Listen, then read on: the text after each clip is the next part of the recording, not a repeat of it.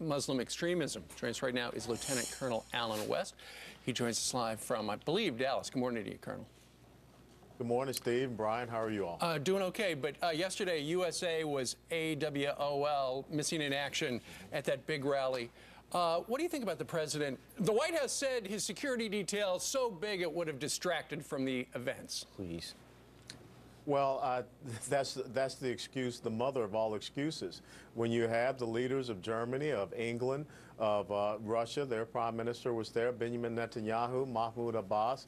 Why wouldn't the president, who is supposed to be the leader of the free world, be in attendance to take his place in solidarity against Islamic terrorism, Islamofascism, and jihadism? It was a very glaring thing that the president of the United States or any representative of the Obama administration was absent. The fact that Eric Holder even flew out from Paris before the rally, that's quite telling.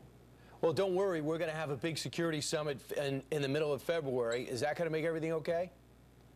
No, it's not going to make anything okay. As a matter of fact, that's just a rescheduling of the summit that was supposed to have happened in October. Yeah. Look, the time for talk is over. Now we have to start recognizing and declaring who this enemy is.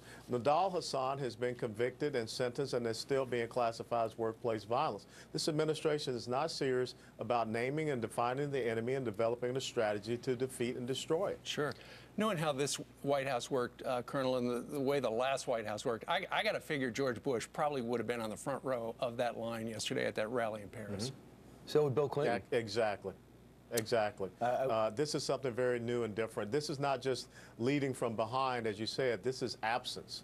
Right. And Colonel, militarily, as soon as we get definitive proof that this attack, if in France, and I consider France an ally, and you can say we, as soon as we find out that they're responsible, do you think that we should send an immediate message? Because Yemen has become a hotbed of formal terrorist training.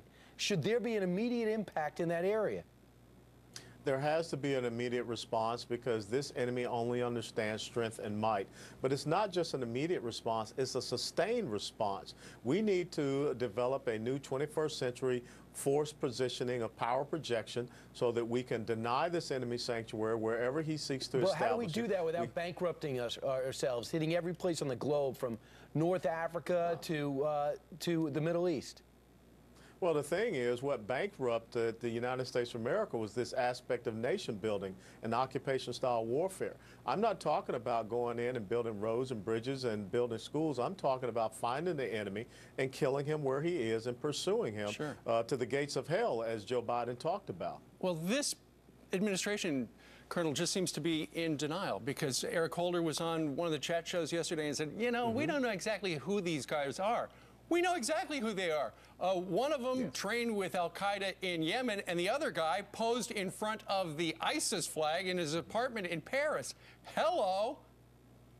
Yeah, we completely know who they are, and I would recommend that the Obama administration looks at the speech on New Year's Day that Egyptian President Abdel Fattah el-Sisi gave to the one of the highest-ranking Muslim clerical universities there, and said it is our ideology that is a problem. And if General el-Sisi can understand that, then why can't the President of the United States understand that? And why can't we develop a strategic objective, a strategic plan and policy to finally defeat Islamic totalitarianism and terrorism and jihadism? Right, and by the way, they offered troops, ground troops to fight ISIS, so did Jordan. We have not gotten back to them yet. Col West, thanks so much. Thank you so much. Have a